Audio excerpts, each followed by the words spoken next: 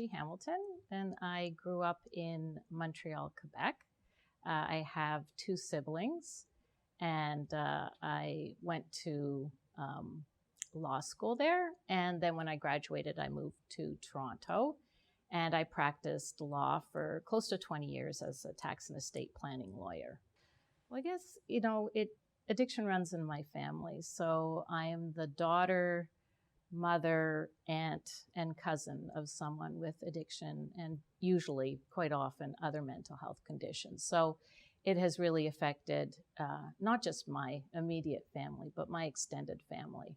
Well, I couldn't believe how different they all were, right? Like one had two dimples, one had one dimple, one had no dimples, one used a pacifier, one sucked their thumb, one wouldn't take either. Like my kids couldn't be more different, and they each look completely different. So, you just learn, when you finally learn what works for one, you think you've got it down pat, and no, you've got to figure out what works for each kid. So, I guess I worked as a lawyer until my youngest was in grade 1, and then we were fortunate enough I could sort of retire from law and be a full-time mom, which is what I really wanted to do. So that's what I did. I became the scout leader and Girl Guide leader and all that, and parent, work on the Parents Association, that kind of thing. My first exposure was actually because of my dad. So, I think he struggled from before I was born, but I really only found out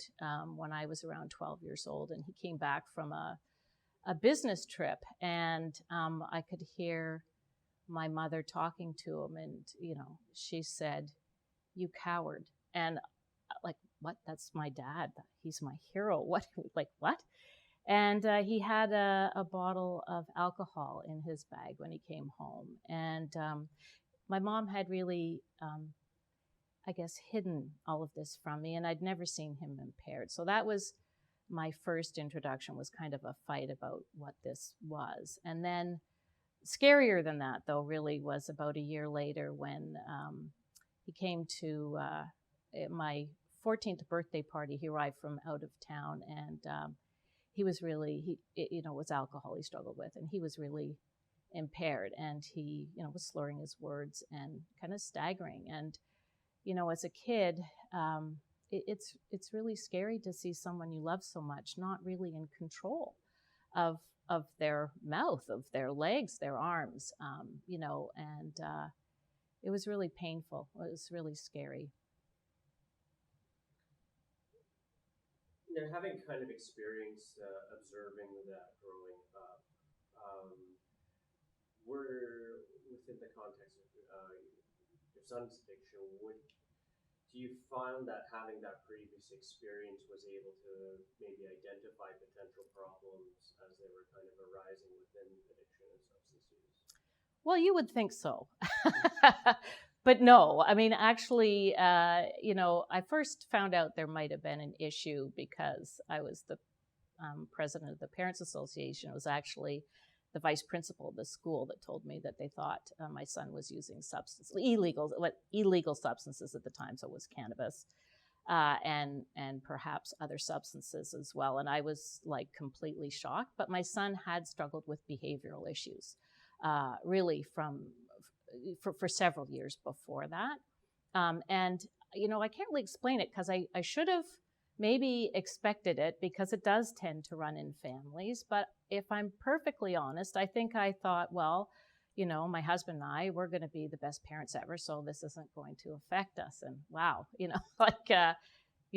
so there were so many other things too that I just got wrong, sort of because of my experience with my dad. So how to explain that?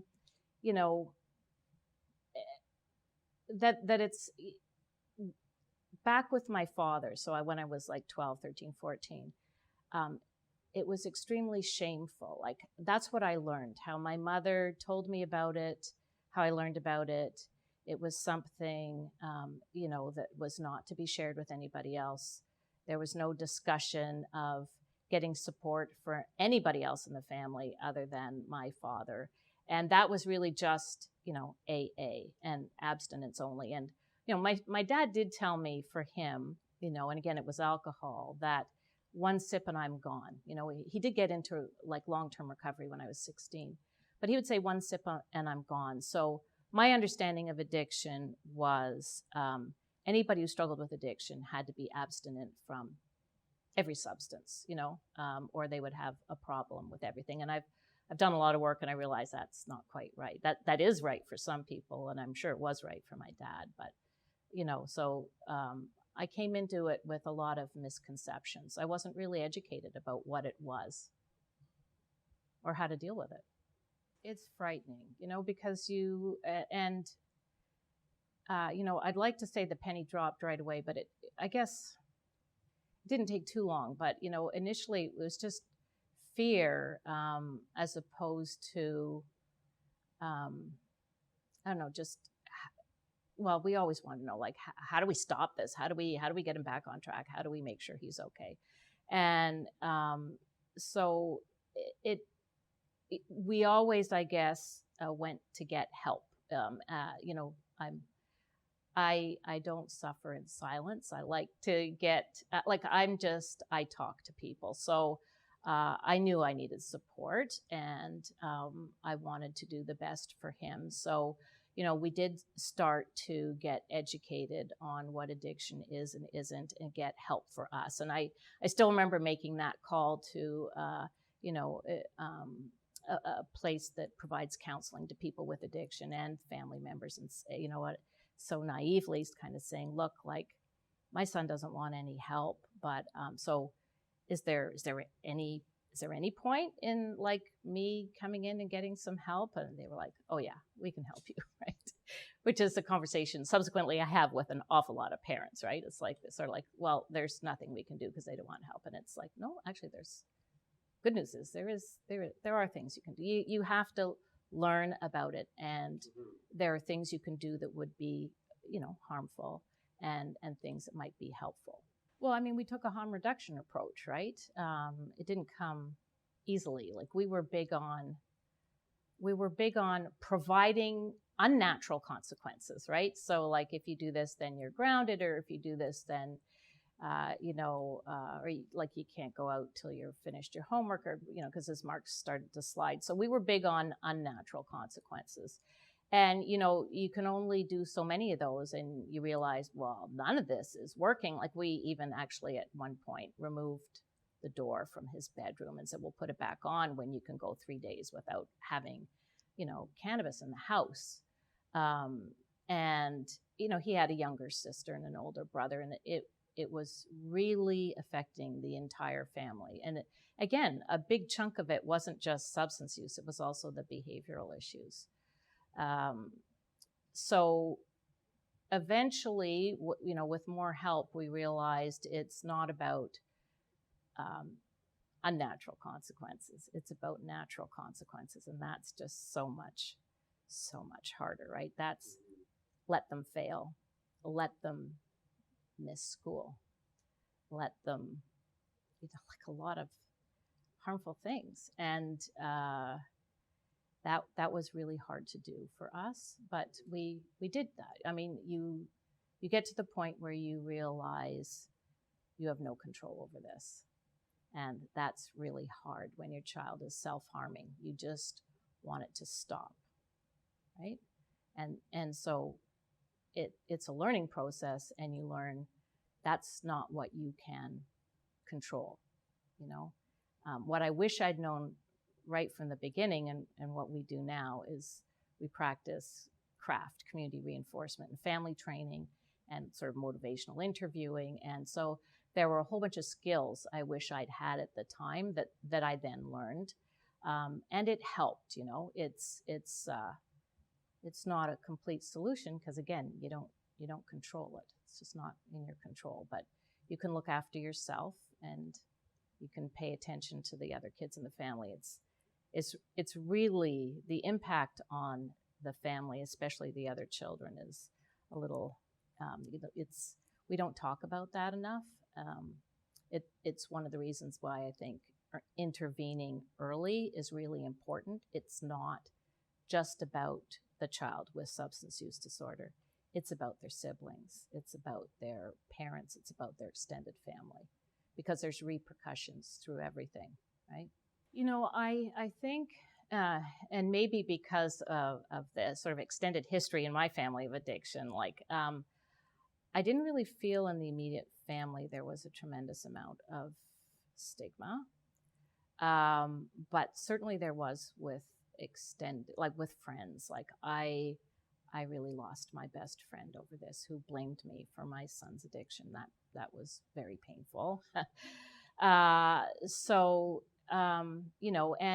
and we saw it in healthcare providers. Fortunately, not my son's pediatrician or anything like that, but other people who maybe didn't know the family, were they're harsh. You see it.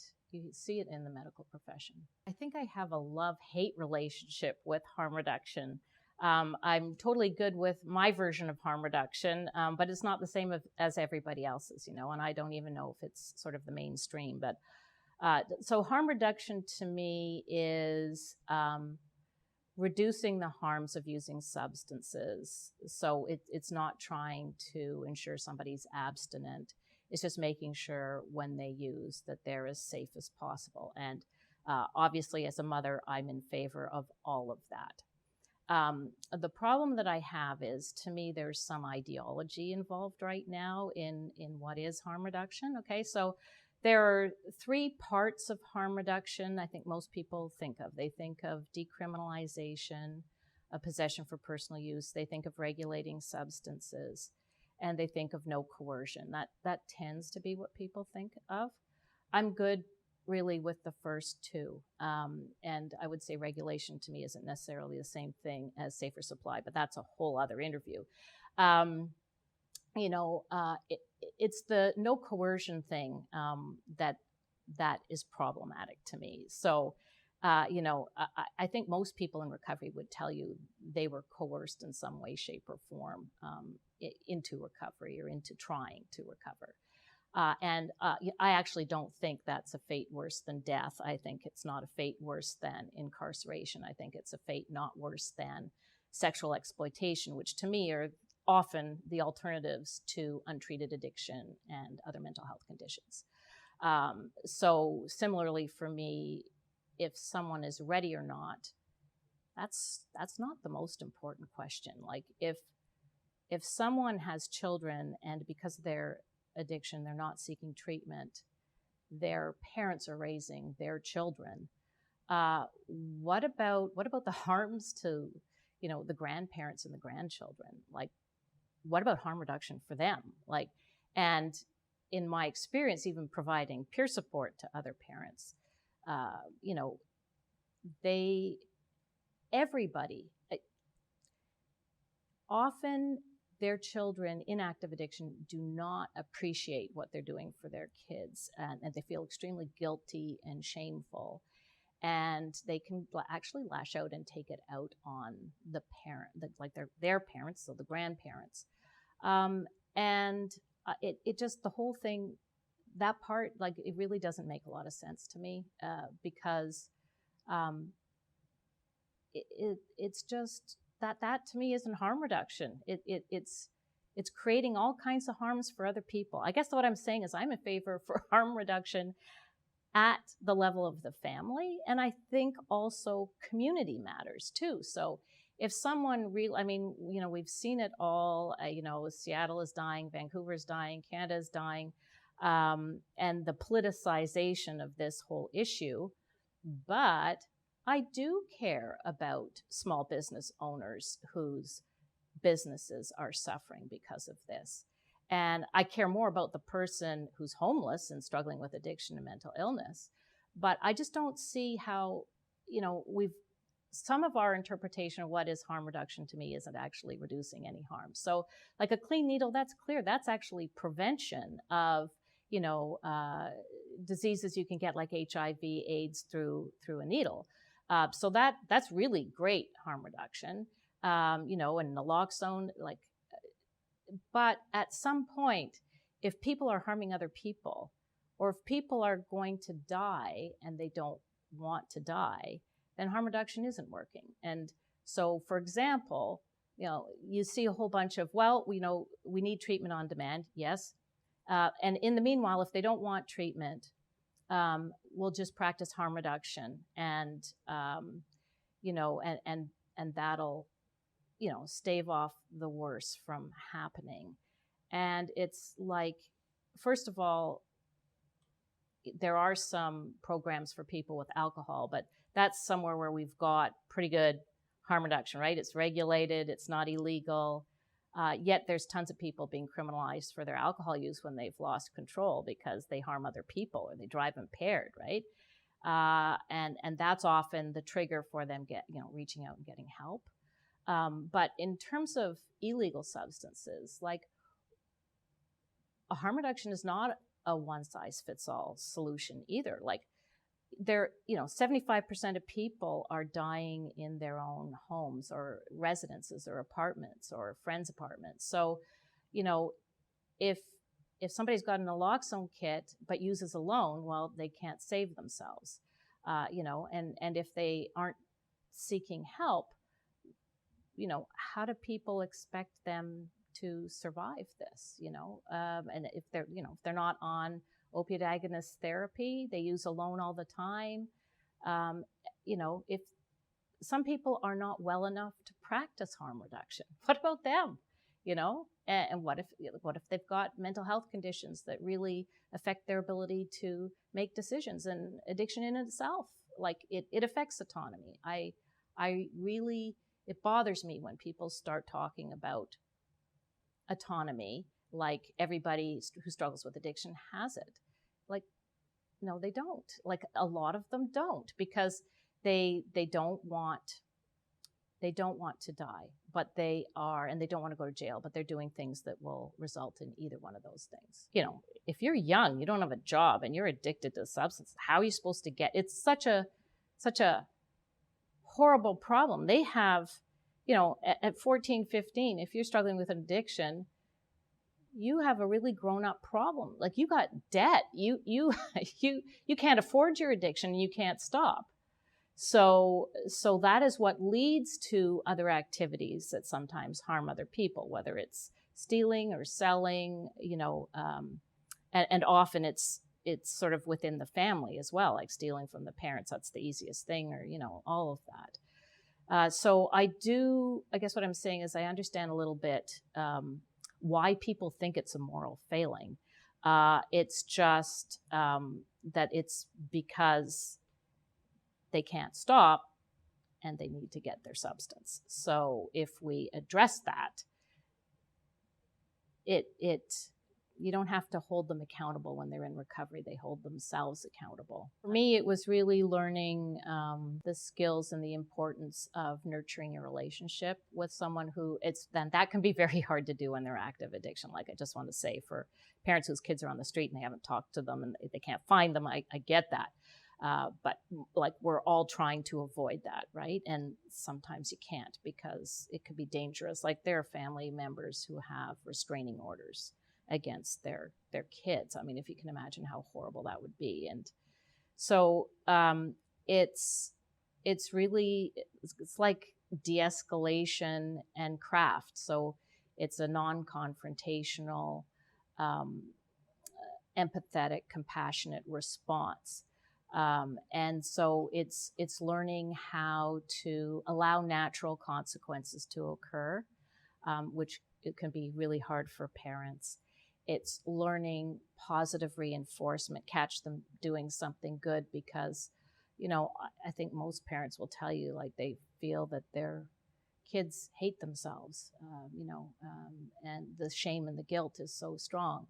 So you want them to know that you see the good in them, and it's still there, and you hold hope for them, even if they don't hold hope for themselves. Like, parents are really on a parallel journey of recovery. Like, while our loved ones are learning they've lost control over their substance use, we're learning that we don't have control over them. We never really did, except when they're really little, but we sometimes think we do. So we're learning that, and it's really interesting to me that a lot of the things that they teach people, who are working towards recovery, they're teaching the family members too, like acceptance and commitment therapy and that. Like, it's one of the hardest things is for a period of time, my son was struggling and he was, not living at home. And he also has other mental health conditions, and he struggles sometimes to answer the phone. And if we went 3 days, it was excruciatingly painful, right? And scary and frightening. And it, like, learning how to handle that and say, okay, I know this feeling, I know how to handle this. And, until I know he's dead, he's not dead. Because there was one time the circumstances were such, I was convinced, I don't mean I thought 99% a chance he's dead. I mean, I knew he was dead, but he wasn't, thank God. And it's learning how to manage all of that by looking after yourself, and, whether it's meditation, yoga, when I provide peer support to parents, I tell them the story of a professor's at the front of the class, and she's holding a glass of water, and she asks, like, how much does it weigh? And students are guessing 8 ounces, 10 ounces, 12 ounces. And she says, well, it depends how long I hold it, because in 5 minutes, my hand's going to start to shake, and in 10 minutes, my hand's going to go numb, and in an hour, I'll have dropped the glass. The glass of water is your child and their mental health conditions. And every day, you need to put that down. I'm not going to tell them don't worry about your kid, but you need to learn how to put that down and do something you love that is a distraction to you. I don't care how small, and you know what it is. I don't know what that is for you, right? Maybe it's yoga, maybe it's talking to your husband, maybe it's going for a walk, maybe it's music, but do it. Whatever it is, do every day and recharge your batteries, because you're going to have lots of other opportunity in the day to worry about your kid, but you really need that break. So the self-care is super important, because in many ways, if they're not ready for help, that's all you can do. You have boundaries that are also really important to make sure that you don't get angry, because I think one of the biggest problems for parents is when a child, addiction is self-harm. And when they're self-harming, it's scary. And, anger is like an offshoot of fear. And so it's important to learn how to handle the fear and to understand where the fear is coming from, and that it's not going to help anything to be angry. In fact, we can validate why you're scared and all that. But at the end of the day, it's harmful to be angry, because you may say or do things you regret, and you may not get a chance. The reality for many of us is, at times we're just waiting for that call. So I try to live like, if I hear that, if I get the call tomorrow, I won't regret anything that I've said and done today. And I have to say, I've learned over time that that's important for all of your relationships, because you get weird. You get focused on, this kid could die this way. And then what happens is you get a call from the hospital, and that kid could have died that way. And it's like, no, what? No, you know what I mean? Or it's, this kid could die this way, and then this kid, had an accident, totally unrelated, and, really harmed themselves. So it's really the same for everybody. You know what I mean? Like, any one of us could walk out of this studio and get hit by a bus, or be in a car accident, or, have a brain aneurysm, and it could all be over. So, those are the things that they're just a good way to live your life with respect to all your relationships. But it's very hard to practice, and it's kind of also a little exhausting at times, right? But it's a chronic illness, and we're in it for the long haul. Like the oldest couple I helped in terms of peer support, the mom was in her late 80s, and the dad was in his early 90s, and people would say, well, like, why? Like, they're not going to change their child's behavior. It's like, yeah, you're probably right. They're not going to change their child's behavior, but they're entitled to support. I can help them. I can tell them, focus, don't focus on their substance use. Focus on your relationship with them. Make it the best that it can be in the remaining time that you have. Like with that couple, we didn't know who was going to go first, right? Like they were old, and any one of them could have gone first. So just focus on your relationship. Don't try to manage this addiction. Just focus on reaching out. How can you connect? Oh, he loves your family pets. Send every day. Send him a text to the pet, like thinking of you. Here's, Sam. He's doing whatever whatever it is, right? You got to look after yourself, and that'll help you look after them, and you'll be ready, as if and when they're ready for help, you'll be able to help them. Well, Families for Addiction Recovery was created in 2016 by a group of parents whose kids struggled with addiction from an early age, like their early teens. And I would say they all had other mental health conditions, but many weren't diagnosed with the other conditions for a period of time. And it was formed because the needs of our families aren't being met. So you learn very quickly that when you reach out for help, it's honestly often met with just kind of like silence. Like that is the scariest thing. And I think part of it is because you can't see it. Like no one would let a child walk around with a broken leg, right? But addiction can kill people, and it's people develop it in adolescence, like 90% of the time. So, but we can't see it, and we let them go without any help, even if they want it, for long periods of time, and we don't integrate my experience is if they're young and they're struggling, there's never just one thing. Sometimes it is trauma, but I'm telling you, there's a lot of families out there where it's people will tell you that they're in recovery and they had an idyllic childhood. So there may or may not be trauma, but there's always other reasons causing the addiction, right? And so you need to treat not just the addiction, but the underlying cause. So we have absolutely nothing resembling treatment on demand for a life-threatening illness. Often when people show up for help, they get stigma and judgment instead of treatment.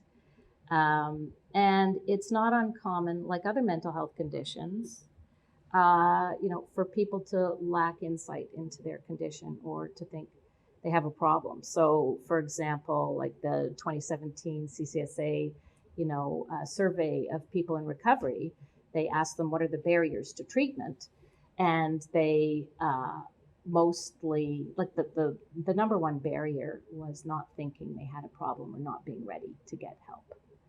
So we need to address that as well, right? So we need treatment on demand, compassionate, evidence-based, and we need a way to intervene when people are going to suffer severe adverse consequences if we don't intervene. And that's, to me, what a human rights approach looks like. It's what a compassionate approach looks like. Sexual exploitation isn't compassionate. Death isn't compassionate. Homelessness isn't compassionate. Incarceration isn't compassionate. So that's why we were formed. But also, we wanted to help other parents and caregivers in our position. So it's like how can we help? We don't have the ability to make sure all of a sudden that there's all these, health professionals that we need, like more child psychiatrists, more addiction medicine doctors. We can't change that ourselves. But what we can do is take, the training and community reinforcement, family training, and motivational interviewing and acceptance and commitment therapy, and turn around and provide free peer support to other families. The most important thing, especially, if your child ends up in severe addiction, is, if you can really come to accept that you don't control the outcome and you don't control your child, there is a certain amount of peace that comes with this. When you're trying to support a child who is struggling, with addiction and often other mental health conditions, it absolutely can be chaos and exhausting and frightening, and there is no peace. And that's often because we're trying to control what we can't, and we feel responsible for what we can't control. And if you can, as I said, accept that you can't control that, it brings peace. It brings peace. It's another way of saying it's not your fault. You're not responsible. You didn't create this, and you can't control it. It's sort of like just a different way, I think, of saying the 3 C's of Al-Anon. You don't control it. You didn't create it. You didn't cause it. And I forgot. Sorry, but whatever the 3 C's of Al-Anon, right? It's kind of like my version of that. But then that moves into the second part of it, which is, unlike kind of like Al-Anon, you are not powerless. You get to control half of the relationship with your child. You get to control what you say and do. You can get educated on what addiction is and isn't. You can get educated on their other mental health conditions if they have them. And you can get educated on what's the best way to support them. No one else is going to be able to tell you exactly what to do in a certain situation, because no one knows your child, or you or your family better than you. But you can learn from other people. You can learn even just from reading, and that sort of leads to really the third thing, which is, I would say, try not to focus on the substance use.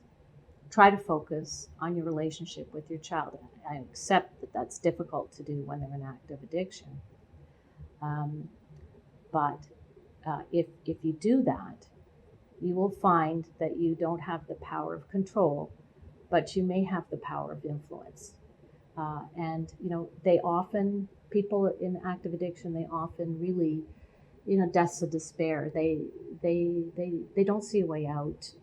They're ambivalent, and if you look after yourself and you're there for them when they're ready, it can make all the difference in the world. In fact, we know that it improves outcomes if families don't just walk away. And I don't mean you don't have barriers, or not barriers, but boundaries. You need boundaries. They're not there to punish anybody. The boundaries are there to protect your own mental health.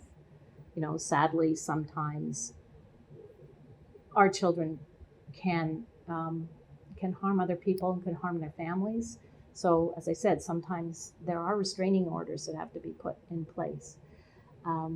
But again, it's all learning how to help them and look after yourself in the meanwhile, because you deserve your best life too. It isn't just about them. You've got other people relying on you, and you deserve a good life. And that's true regardless of whether they find recovery or not.